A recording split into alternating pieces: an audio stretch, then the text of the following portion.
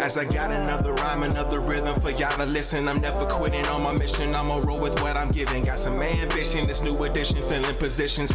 Looking at the void in myself and feeling what's missing. Better watch the way you going, better go in the right direction. In the moment you stressing, but you gon' be counting blessings. And I know that for certain. Keep on working, open curtains, haters swerving, cause they ain't ready for your final version. I'm never gonna give up. Fall down, I just gotta get up, yeah. Cause this is my road. Let's camera action already. You're listening to the Tom Ficklin Show on WNHHLP 103.5 FM, your home for community radio.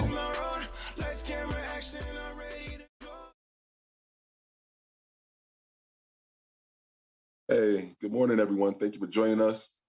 I want to thank Tom Ficklin for providing us the opportunity to talk about this platform in regards to philanthropy through an equity lens. Today with us, we have Michael Van Leesten, Debbie Sims, and Ife Garden. We'll probably have another individual joining us shortly. So we'll give everybody a chance to introduce themselves, and start off with Mr. Van Leesten.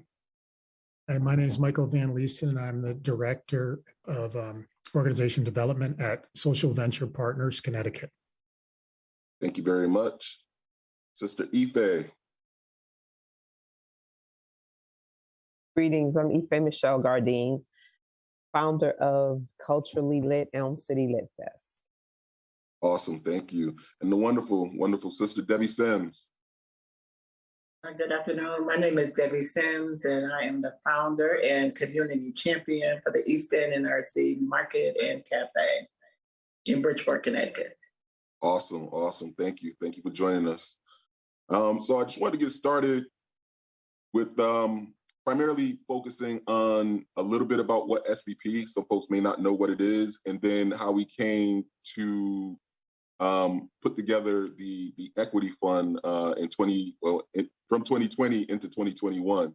Mike, if you want to discuss that somewhat.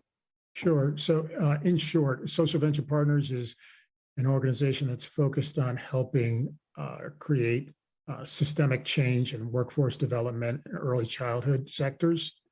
We work with nonprofits and government agencies in order to change how we approach funding and how we approach the practices of participants in the workforce development space, and aligning and convening stakeholders in those spaces in order to create better outcomes for people, especially people in more vulnerable communities.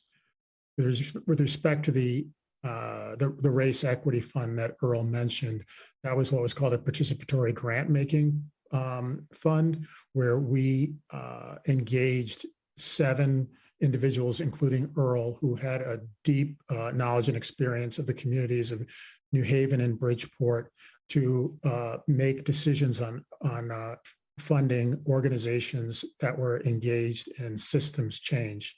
So Debbie Sims, Ife Garden, and perhaps our other guest, if she arrives, were the leaders and are the leaders of some of the organizations that we funded. The last thing I'll say is that the participatory grant making was important from our perspective, because it's very important that people who have long histories and deep knowledge of the communities that we're trying to serve make the decisions regarding who to fund and where the most impact would be. And that is a change from traditional philanthropic practices. Thank you very much. Can you describe kind of because you guys are already doing work in the community, as you said, doing system changes, but what was the impetus for looking that deeply into it to as we say in the reentry community, bringing those that are closest to the problem, are also closest to the solution, bringing them in to make change? What was the impetus for the change in strategy with that? So my argument was that if you want to make a good decision, whether it's philanthropy or investment or whatever, more information is better. And if you're going to make the best information, if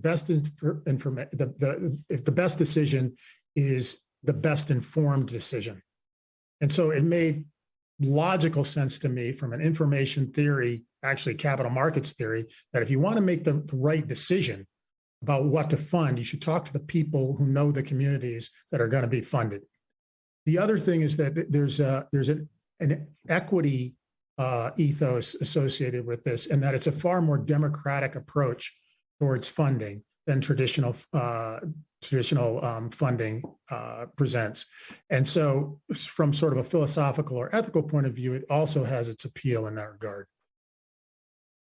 Okay, thank you very much. So with this equity fund being created, and myself being a part of that process, it was a very arduous, compacted process that we started late 2020 and went into probably the first to second quarter of 2021, with picking some of these very unique people, such as Ife, such as Debbie and their organizations. What do you see as the lasting impact of this initial equity fund? I think one of the most important influences it had was the development of the DEI subcommittee of the Governor's Workforce Council. So, and you're the lead on one of the subcommittees. Correct. The whole idea was to open people's minds to the value of input that could come from people who are deeply knowledgeable and informed about the communities we're trying to serve. So we basically, the Race Equity Fund was a proof point. It basically proved that you could do it. And that was extremely important to me, that the influence and its impact extend far beyond SVP or the fund itself. Okay. So with that being said, I want to bring in a couple of the recipients, and I'll start with Ife. Please, could you let me know your first thoughts when this opportunity was presented to you? What you thought about it is a possibility for $25,000 unrestricted, and also talk about your organization and how it got started. Well, I started Elm City Lit Fest out of a love of books and literature. The Elm City Lit Fest is a celebration of literature, literary arts, and literary artists of the African diaspora. And I've always loved reading. I write, and I worked with a lot of arts organizations throughout Greater New Haven area. And we have a lot of celebrations here, a lot of festivals. And there wasn't a literary festival in New Haven. So that's how the Lit Fest started. And so when we, looking around for, of course, seeking funding, and saw this opportunity, I forgot, it was like an email or something. We were searching and saw SVP partners in the racial equity grant. We thought we would be a great fit for that, because one of the things about the lit part of Elm City Lit Fest also is literacy within our community. So whatever you read, and thanks to the funding from SVP, we've been also able now to we did Lit Fest in 2021 live for 2 days. And now we are expanding our programming. So we're becoming culturally lit, which will be a celebration. In addition to Lit Fest, will be offering hosting other events throughout 2022 and beyond. And also we have a bi-weekly podcast. So we've been able to reach a lot.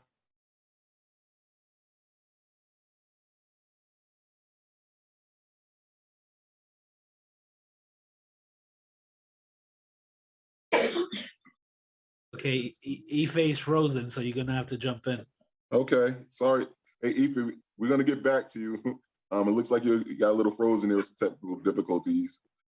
Debbie Sims out of Bridgeport, you want to discuss, what you thought about when you first came across the SPP opportunity for funding, and talk to us about your organization as well and the great work that you guys are doing in the Bridgeport community? Sure. Thank you for inviting us to participate today. I'm going to preface this by saying I'm coming off of bronchitis, so excuse my coughing. No. Long as you're good, that's what matters most. So yeah, I'm feeling much better. Thank you. But our organization is a new organization. Actually, our third birthday will be February 13th, so I'm excited about that. We opened up in 2009.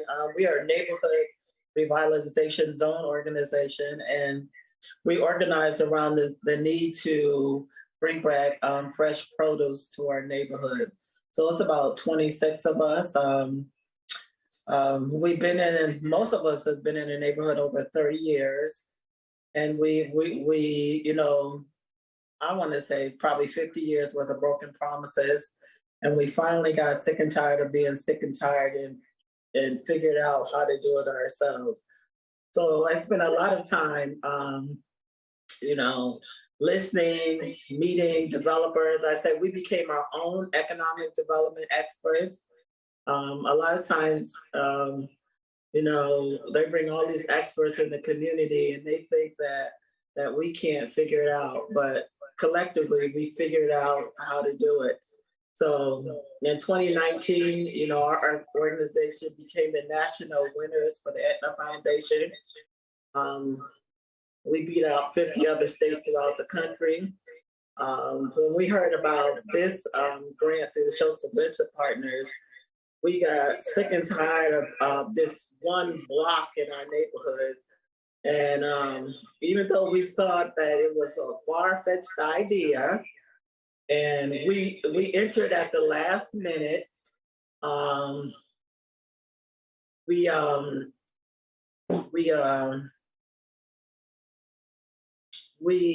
entered anyway. So we had this one nuisance, what we call a nuisance corner on our block. And everything was going on that corner, from drug dealing to prostitution to harassing seniors. And so our group says, we're gonna buy the block.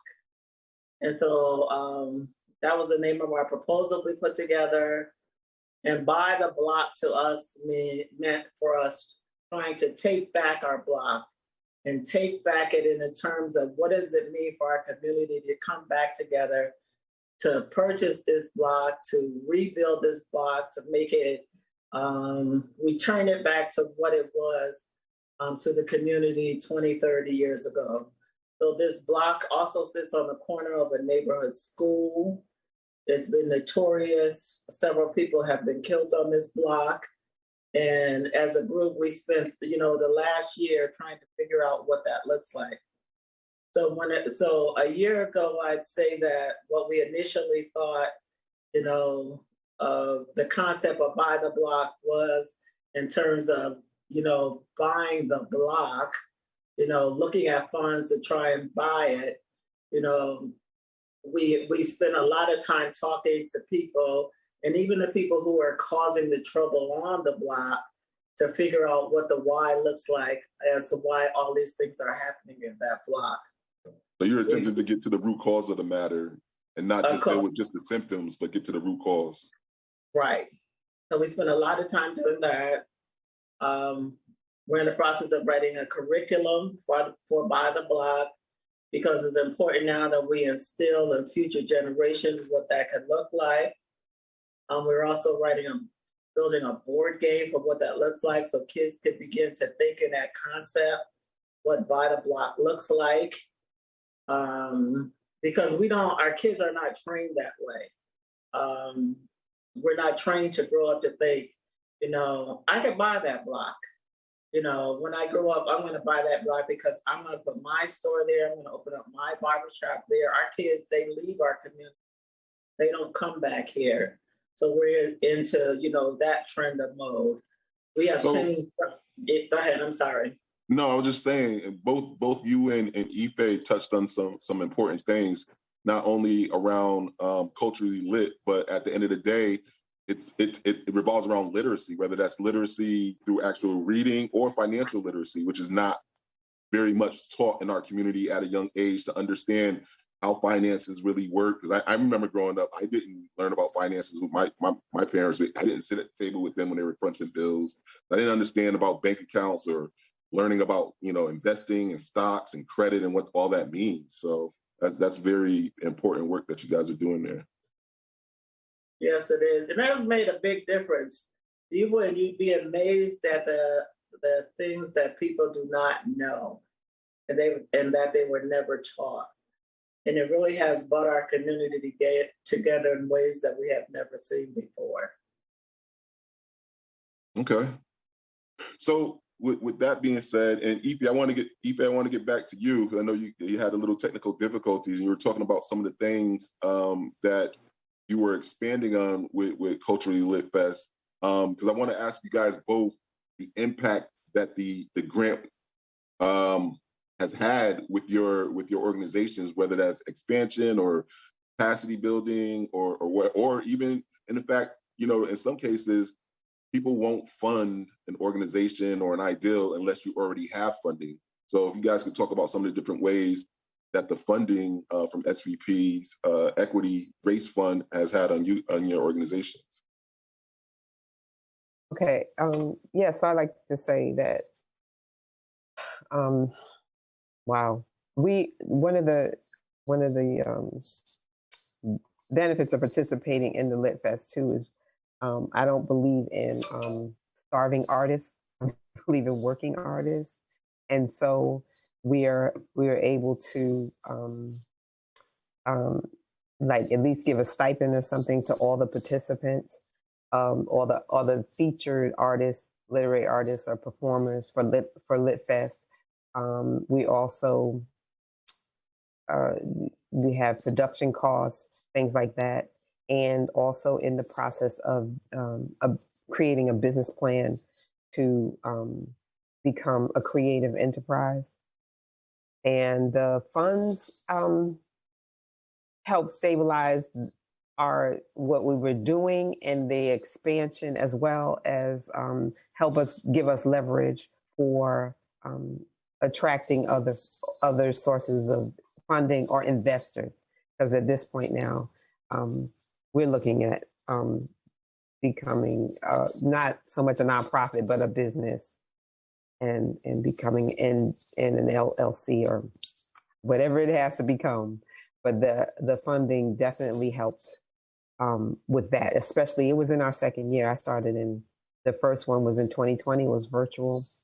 And this year we were able to go live, as I said, and just expanding programming overall has been very, very beneficial. Awesome. And reaching more people, like because as I was saying before, the lit part of lit is literacy, and we encourage whatever reading there is. If it's a comic book, if it's whatever, a creation of literature, however it has to be. That's what You're definitely speaking my language. I have about 10,000 comic books in my basement, so there's more we could do. Definitely talk about that. Ms. Sims, you want to talk about some of the impact and expansion that you guys are able to do, or however you might be using the funding, what it's allowed you guys to do. And then we have a third guest that we're going to get to, which is Dr. Roger Staggers Hakim. Just a moment. I think one of the most important things that the funding has allowed us to do is it's allowed us to really do a lot more engagement with a lot more people in our community. So we have been out there with different populations and spending more time with more people and talking and asking the why. So sometimes I could be a little impulsive, and sometimes I just want problems solved overnight. And so we have a lot of people who've been working with us. And the question, they keep asking is why? Well, why are they doing this? And, why does this problem? And why do they want to stay here? And why? And until we can understand everybody's why, and the only way that we're going to understand that is we really got to talk to a lot of people. So we have really been able to do that in this COVID environment, meet a lot of people, do a lot more engagement with a lot of people. And I'm really grateful for that because I wouldn't have been able to have all the conversations that we've been able to have. And I think that's will make, the transition easier for this block. It'll be long standing because more people will have buy-in to it. So it's not just the NRZ, project when we say, well, now we got to move these people, we have to do this. It becomes everybody's problem when we go in to move these folks off this block. So I'm excited about that.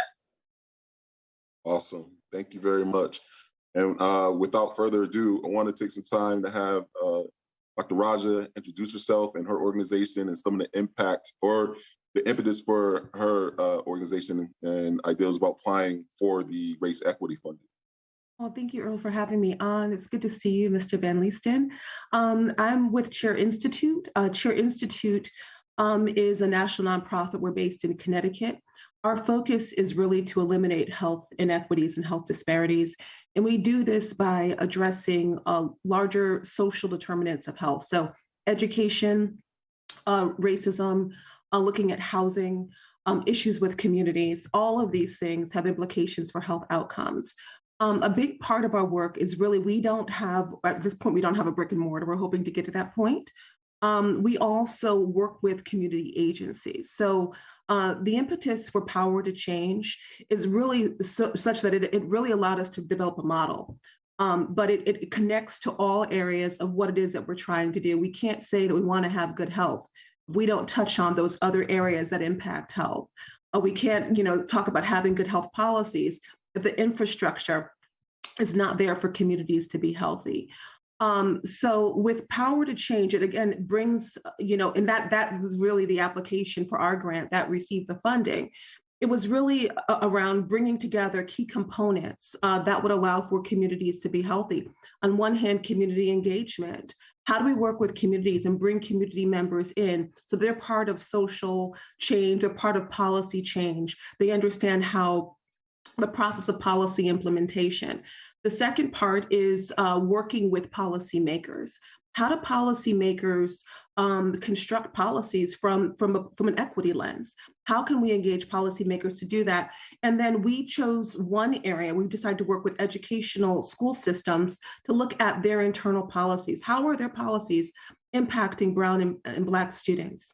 How are these policies that they likely unknowingly put in place impacting the outcomes for these students? So the funds to date with us, there's been a lot of processing, a lot of strategizing, a lot of really building out this model, talking with folks around how this would actually be implemented.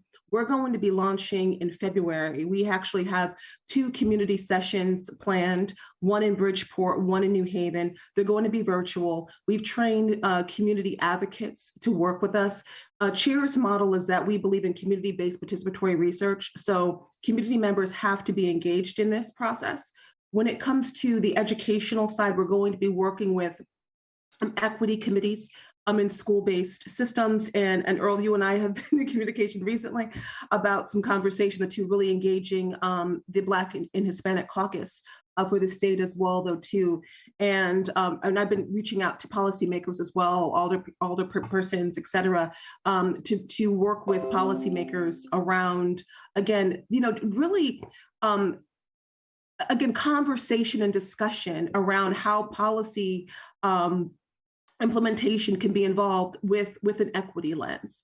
And collectively, what Cheer is trying to do is to see how can we bring in and engage community members into conversation with policymakers so that people can say, this is what our community needs. And for people from the community members to be engaged in what that process looks like.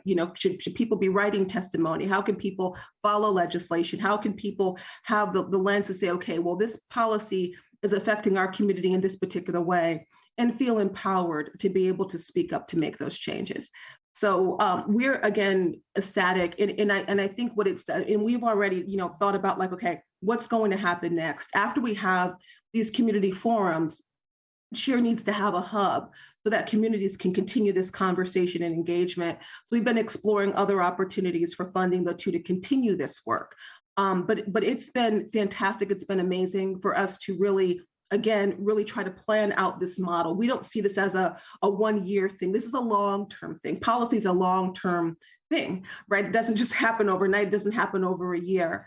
So we're looking at this from a long-term perspective. So it's been phenomenal to engage with the partners, with the other consultants who have got on board to help plan this out. Oh, that's awesome. And firm believer again, giving people agency of themselves and understanding the process. I know in reentry over the last couple of years, we started having a day of dignity up at the state capitol. Unfortunately, it was hampered by COVID in 2020. But prior to that, we brought up at least about, in both instances from 2018 to 2019, we brought up probably about anywhere from 500 to 600 people up to the state capitol. And I know when we kind of did a survey, probably about 80 to 85% of those folks that had come up to the state capitol to represent themselves and how, the carceral system that we have in the country and in the state had impacted them. Maybe about 85% of them had never been up to the state capitol. So the work that you're doing is very impactful. That's great. Mr. Van Leest, I want to get back to you and your thoughts about, it was a very kind of lengthy process to whittle down to the 8 candidates that ultimately did end up receiving the funding. I believe it was between 56 to 60 candidates that we were reviewing. And so if you could talk a little bit about that process and what made these folks that we have here, and there are definitely others, kind of stand out. While I know you were kind of taking a bird's eye view and letting the myself and the 6 other folks kind of really dig into and choosing these candidates, but you did have a perspective and you were part of that process to a certain degree. So what actually was really inspiring to me was the common thread that all of the grant recipients shared was that they were all focused on helping the communities help themselves. Helping people in the community help themselves, whether teaching them how to advocate for themselves, teaching them how to express themselves, teaching them how to feed themselves properly, how to take care of their health in terms of the Sickle Cell Foundation, et cetera, et cetera. So at the end of the day, what was really pronounced for me was that people helping themselves and helping people develop a sense of agency.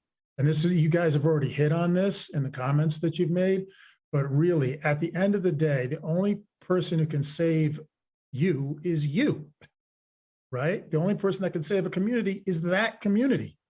You could throw $1 billion at a community, but if they don't feel empowered to use it and use it properly, it won't be used wisely. So, that we did not predict what the common thread of all of these organizations would be. In fact, when you look at it from the outside, they seem very disparate. They seem to be doing all different kinds of things, but that was the common thread. And I think that ethos also fed into the development of the DEI committee at the OWS, at the Office of Workforce Strategy, but also it's kind of the tenor, that approach, that ethos is what's really gonna pull people forward, pull the community forward. And I, for one, finished the process very, very inspired and left it more idealistic than I came, although I started it from a pretty idealistic mindset. I hope that answers your question. No, it definitely does. I wonder if you could, touch upon or enlighten some folks here who may not be familiar with what's going on with the Governor's Workforce Council or OWS. Okay, so in brief, and it's much more complicated than what I'm describing, but almost 2 years ago, the governor retasked the Governor's Workforce Council to develop a comprehensive statewide strategy regarding workforce development. And that included aligning key sectors, which includes the business sector, the nonprofit sector, the educational sector, et cetera. What has happened over the years is that all of these folks haven't been able to collaborate to the degree necessary to get the best results, especially for people who are in more vulnerable communities. So subsequent to that, some legislation was passed to establish the Office of Workforce Strategy to coordinate the strategic alignment of these various stakeholders in the workforce development system. In addition to that, there is federal money coming in that's passing through OWS and through the Governor's Workforce Council. And that council will then determine how the money is distributed to parties, stakeholders in the workforce development space. The key thing in that space is that there was a comprehensive RFP called Career Connect, which has been established and is online.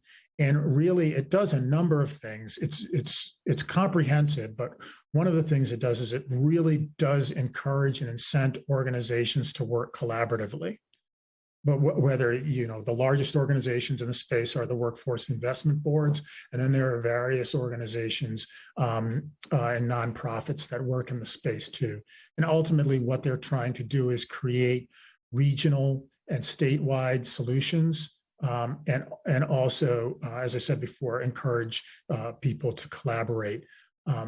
So it's voluminous. If you're interested in it, you can look up Career Connect through OWS.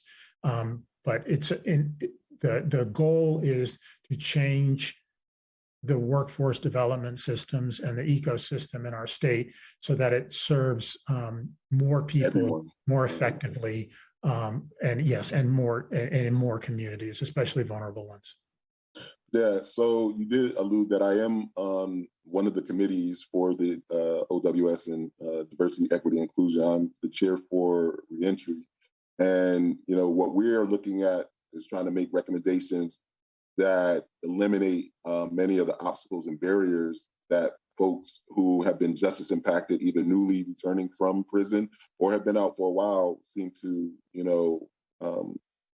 have visited upon them after serving their time and giving their time for whatever crime they committed.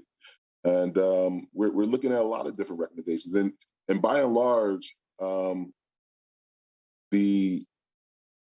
the need for this not only is impactful for this community, because you got to think about it in the reentry community, the population, you have individuals that are elderly. A lot of the population now that are being released over the last couple of years now has changed from between 18 and 26 to 40 plus and up. And so you have that population that's coming out, you have disabled population that's coming out.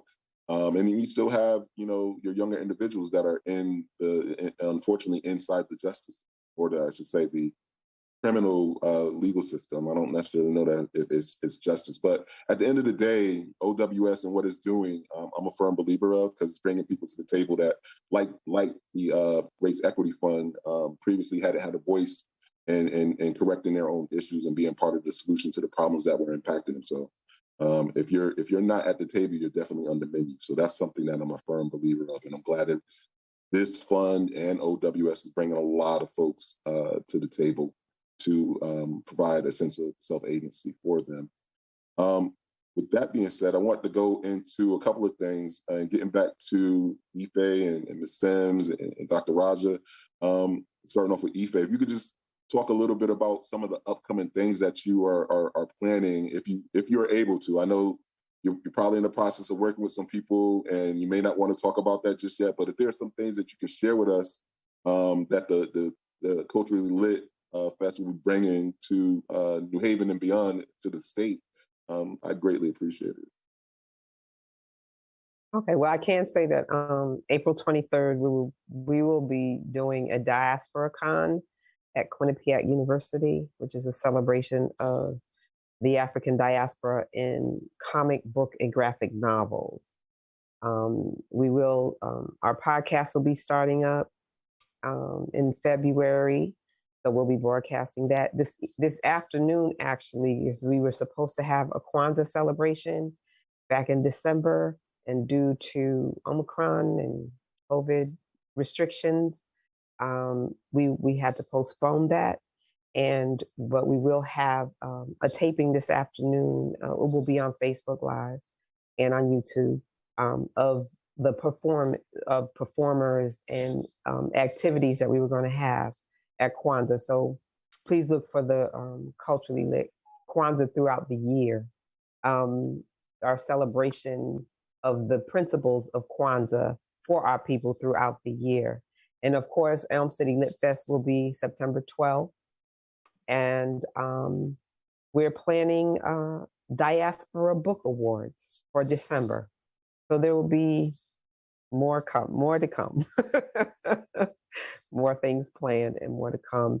Also, we're in the process of putting together an arts administrative training program for folks, or internship or apprenticeship, but that's in process. So that's part of what Culturally Lit will encompass, because there, again, after my many years of working with various arts organizations over the years, there hasn't been a lot of people of color involved in the arts administrative aspect of the arts and producing, and that there's a renaissance happening now, and we want folks to be prepared to get in on it. That's great. So to that and open up other opportunities. How is that also inclusive of working with, say, like the Long Wharf Theater, and then, you know, our own very own Schubert Theater in New Haven has a new executive director of Caribbean descent. So are you planning on partnering with those folks as well? Of course, yes. Awesome. Yes. That's great. Ms. Sims, do you have some upcoming items that you'd like to share with the community happening in Bridgeport? So there's going to be a lot going on at the market next year. I shouldn't say this with Michael on the phone, because he's probably going to look at my list and smile. But so we're going to have, you know, our birthdays in a couple of weeks, so we're going to gently celebrate that. But we're going to announce a national award that we won to work on issues surrounding Black mothers and Black women's health. So we are excited about that. We are hopefully going to make an announcement concerning our Women's Wellness Center. Our Family Wellness Center on the Mount Grosmore site. So we are looking forward to that sometime in February in collaboration with the city of Bridgeport. And then we're just going to be moving forward.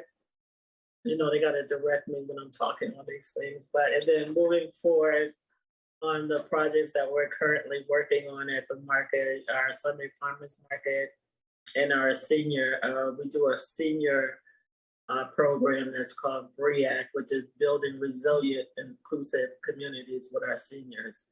So it's busy here. We do food, we do communities, and then we do specialty programs depending on what the community asks us to do, what fits within our mission. Awesome. Thank you for sharing. Dr. Raja, yeah, you have some things that are upcoming that we can share with the community? Absolutely, yes. So immediately we have our two community forums through the SVP grant that we received, Power to Change. We have Power to Change New Haven, which is scheduled for Wednesday, February 2nd. It's going to be virtual from 6 to 8. You can find information on the Chair Institute link on Facebook. We should also be getting it up on our website as well. But if you go to Chair Institute on Facebook, we have the information there in the Zoom link. And then we have Power to Change Bridgeport. Power to Change Bridgeport is going to be Thursday, February 3rd, again from 6 to 8:30. And again, that's going to be on Zoom Live. We do encourage community members to register, to come on, organizations to come on, so that we can have a good conversation about what communities need to see change. We have other experts there who are going to speak to community members about how to engage in advocacy for community folks in terms of implementing the change and trying to push for the change they'd like to see in their communities. And works separate from this, but just it's actually evolving. CHEER is going to have its first health conference called Public Health for the People, and it's going to be this summer. We'll have our first virtual conference. And again, it will pull together many aspects of this. And a big part of that is really making sure that public health information is accessible to the public. Sometimes public health gets actually very focused and it's not necessarily relatable to the general public. So this conference will be called Public Health for the People, and it'll be later this summer. So information will be coming out about that. Awesome. I want to make sure that we stay in touch with all you guys, because I want to get this information that you guys have going out so we can put it out through different channels so that it reaches everybody that it needs to reach in New Haven, in Bridgeport, and throughout the state. Mr. Van Leesten, just to get back to you and talking about, what you were referencing about the thread or the through line through all the different organizations and agencies that applied and were granted ultimately this SVP funding. Are there plans to do something with all the recipients or cohorts together? Because even in this brief conversation with these three amazing people in their organizations, it sounds like that, there are opportunities for linkages for them to work together in different things. Yeah, I don't have specific plans, but I think it's a great idea. And I think I'm very willing You're welcome. to follow. And I'm very willing to follow up on it. Absolutely. I think, you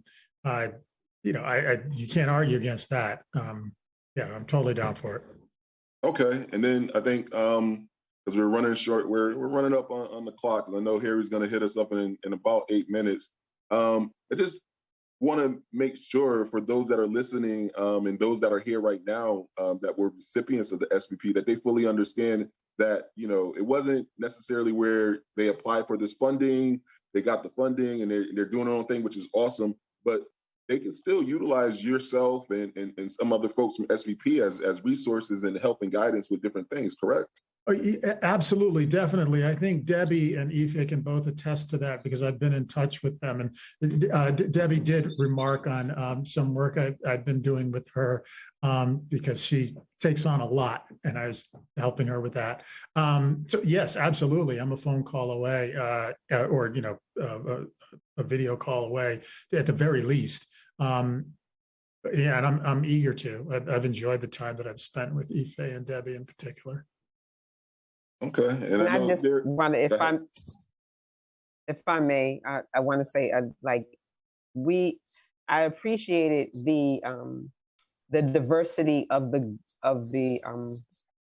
programming that was funded through SVP grant, because as you said, a lot of times people don't see where they can collaborate or come together, and when we look through the other recipients of this award last year, it was wow, this is a really diverse sector of people doing different things within our community to help build it. And that's what I would say we need more of.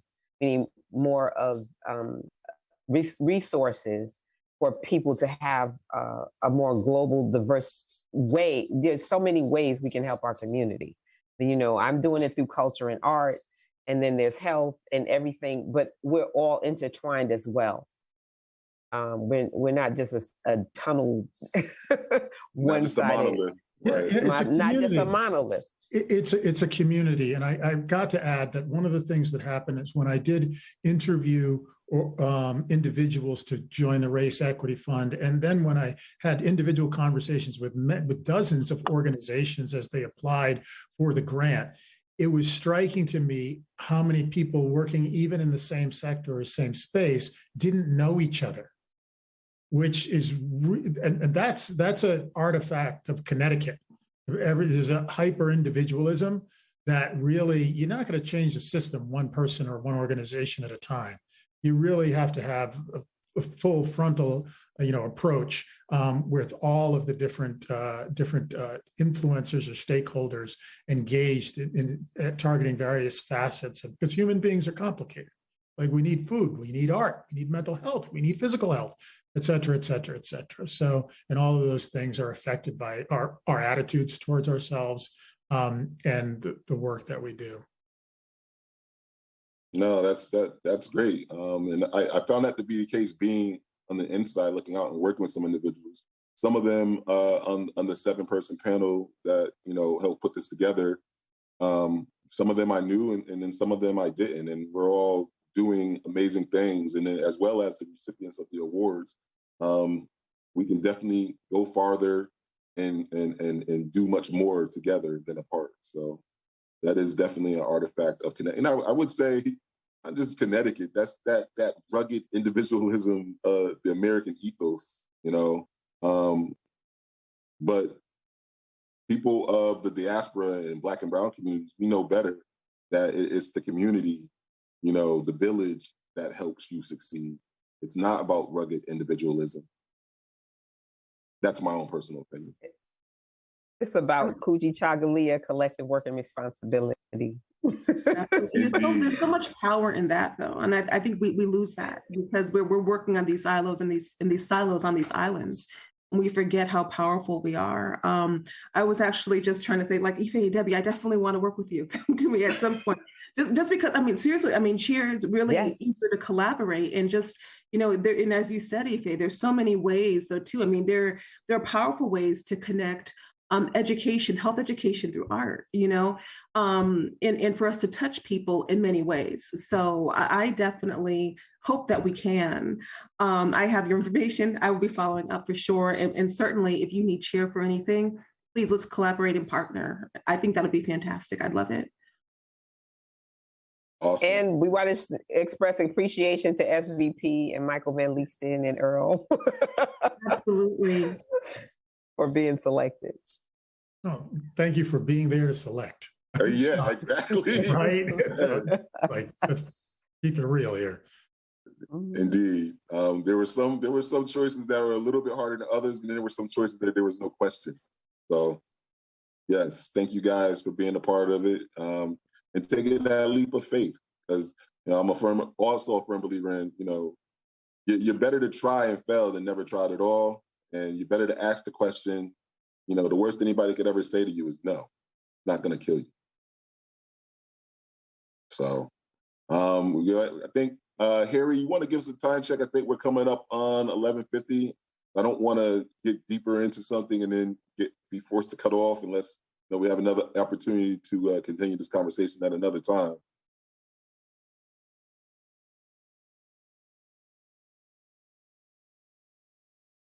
I'm sorry. I was gonna type it in, and then I realized I could just talk to you guys. Yeah, you can. No, so we could actually go to 55. So, oh, great. You know, and we could cut it off before then if you want, but all the way to 55. Awesome. So what I'm interested in, like I said, is the linkages and looking at future programming between not only these folks that we have here with us right now, but the rest of the cohort and award recipients.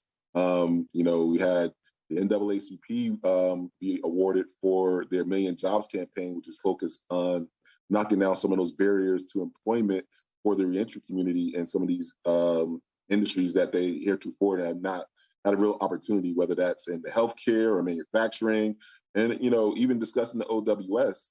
There in the reentry committee, you know, not for nothing, and you guys may know this, may not know this, but Connecticut is the oldest state by population, by age in the union.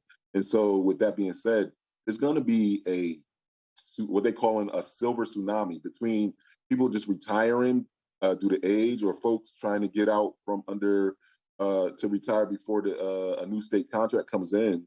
There's going to be a wealth of opportunities for employment, and those opportunities should be open to everyone. And we need to educate our folks about preparing themselves for those opportunities, and whether those opportunities are, you know, in different vocations, work for the state, or in even working for themselves in an entrepreneurial spirits. There are a lot.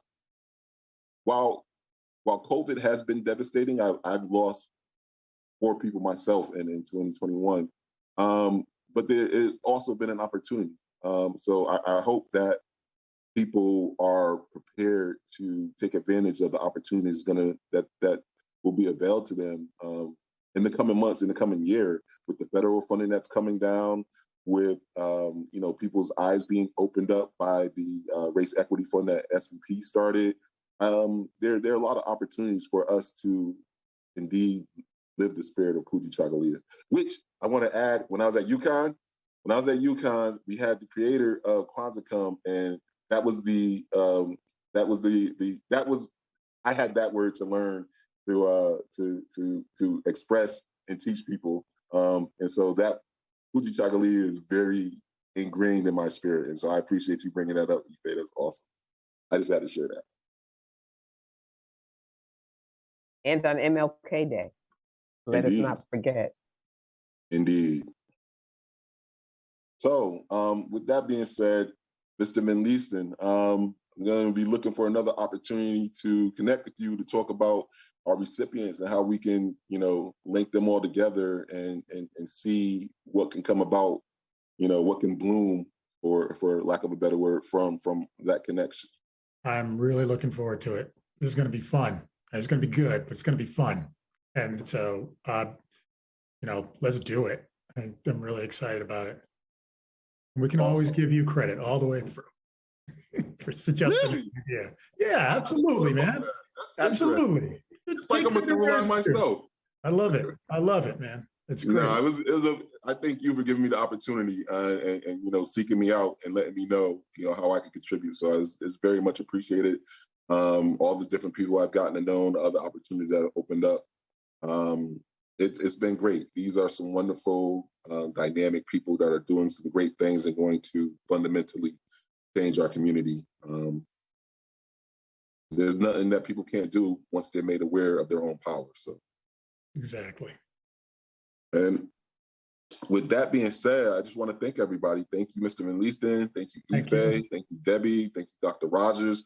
You guys have, just going one by one, from Ife to Debbie and to Dr. Rogers, just the last parting words to the community that's out there listening, starting with Ife.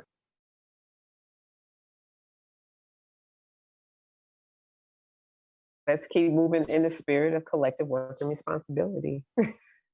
Awesome. Thank you. Miss Sims, Sister Sims. Thank all you guys for today. And collectively, I believe, I would say everybody trust your crazy ideas. Collectively, we can do anything. There's nothing that we. Indeed. And Dr. Rogers, last but not least. Last but not least, I would just say that for community members to remember that we are stronger collectively than we are individually. So we need to come together and really talk about what's happening and really talk about what we'd like to see for changes and really push for that change. So again, once we know we have the tools to make those changes, that we're very powerful. That's why oftentimes we're kept in the dark and we're not made aware about what we can do to have the communities that we'd like to have. And that's powerful. Awesome. Thank you very much. And with that, we are going to come to a close on today's discussion of philanthropy through through equity lens. Thank you all for listening. I know you could have been any place. I appreciate you being here with us. Enjoy your MLK Day and go out there and do something great. Thank you, Earl.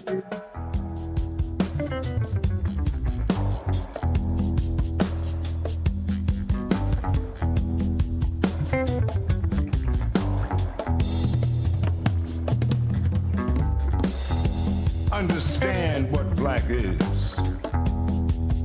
the source from which all things come, the security blanket for the stars. Understand what black is. It's not a color, it's the basis of all colors. It is not a complexion, it is a reflection of all complexions called human. And out of this blackness, Passion flows like a river. Feelings tell the truth. Song and dance and making you laugh are family members. Understand what black is. The breath you breathe, the sweat on your brow, the cheers and the tears balancing the world on your head. Faith is the glue that holds us all together.